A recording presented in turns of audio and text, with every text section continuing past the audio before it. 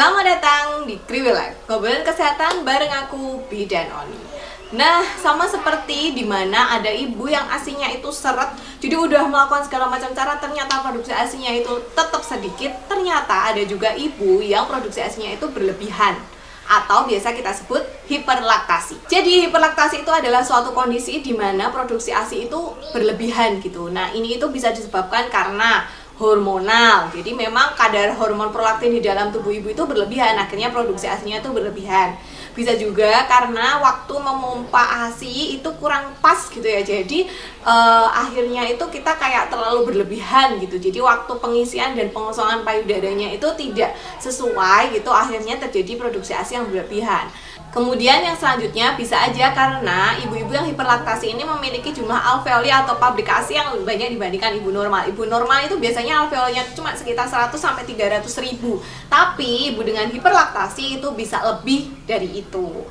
Nah, apa aja sih ciri-ciri kalau misalnya kita itu mengalami hiperlaktasi? Yang pertama, biasanya payudara ibu itu terasa penuh gitu, jadi cepat penuh, bahkan kadang-kadang itu mudah sekali terjadi sumbatan atau mastitis gitu. Jadi kayak habis susu udah langsung penuh lagi gitu. Nah, itu bisa menjadi salah satu ciri kalau misalnya kalian tuh hiperlaktasi.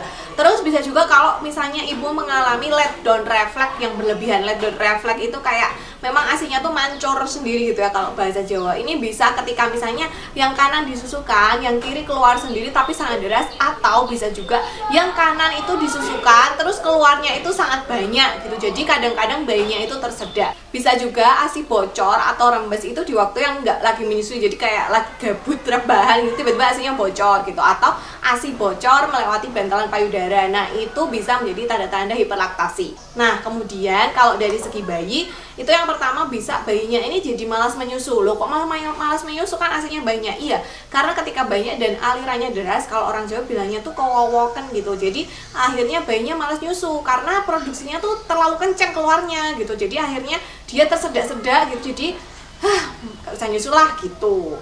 Ciri-ciri selanjutnya, karena biasanya ibu hiperlaktasi ini kan produksi ASI-nya banyak, jadi kadang-kadang bayi sudah berhenti menyusui padahal dia belum dapat si high milk, dia cuma dapat form milk aja yang kayak laktosa. Jadi apa efeknya? Kadang-kadang bayi mengalami kolik, terus dia rewel, biasanya BAB-nya juga bisa berwarna kehijauan atau berbusa. Terus kenaikan berat badannya itu nggak terlalu banyak, padahal dia sering banget minum ASI, tapi kenaikan berat badannya tuh stuck aja gitu. Nah, itu bisa aja karena dia nggak dapat high milk-nya karena ibu terlalu hiperlaktasi.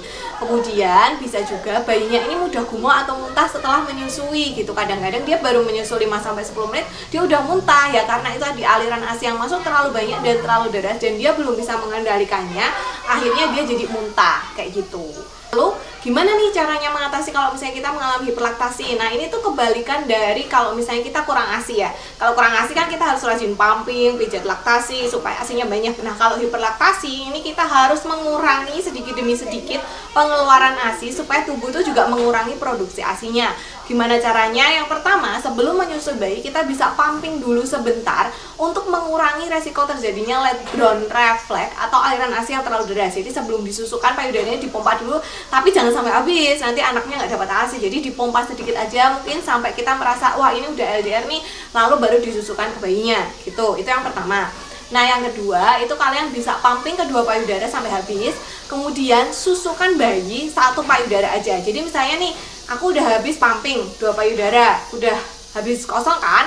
Nah, lalu anakku nangis minta ASI, aku kasih payudara yang kanan misalnya.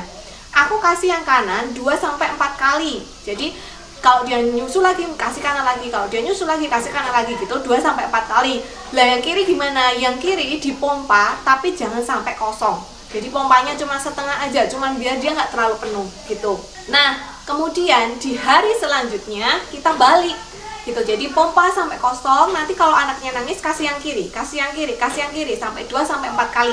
Gantian yang kanan dipompa tapi pompanya hanya setengah aja gitu.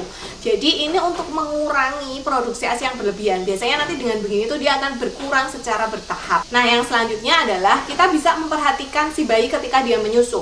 Kalau kayaknya bayinya ini udah sangat kewalahan ketika menyusu, kita bisa hentikan dulu proses menyusui. Jadi payudaranya dilepas dulu dari si bayi, atau kita bisa memegang puting itu dengan cara menggunting. Jadi putingnya tuh dijepit di antara kedua jari. Jadi putingnya kayak dipegang gini.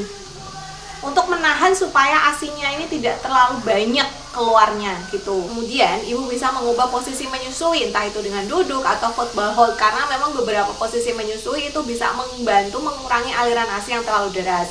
Nah, usahakan menyusui bayi itu di saat bayi tidak terlalu lapar, karena otomatis kalau bayinya lapar, dia itu akan menghisap dengan yang ya pokoknya cepet lah, soalnya aku keburu lapar gitu loh. Jadi usahakan menyusui bayi itu pas misalnya dia baru bangun tidur, itu kan dia tidak terlalu lapar gitu. Nah, kalau nyusunya pas bayi lapar, itu biasanya hisapannya dia itu kencang, dan semakin kencang hisapan tentu aja nanti aliran ASI yang keluar tuh semakin deras. Nah, jadi makin hiperlaktasi, makin deras yang keluar, bayinya nanti jadi males gitu. Kalian juga bisa menggunakan nipple silk kalau misalnya memang dirasa menyusui dengan puting langsung itu kayak terlalu deras banget dan susah mengendalikannya. Kalian bisa pakai nipple silk karena memang itu kadang bisa membantu juga untuk mengurangi hiperlaktasi. Kalau misalnya sudah melakukan tips-tips tadi dan ternyata ASINya itu masih banyak, itu silahkan periksa ke dokter.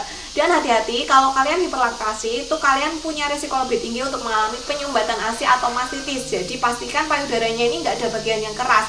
Kalau ada yang keras, terus memerah, ibunya demam, itu segera periksa.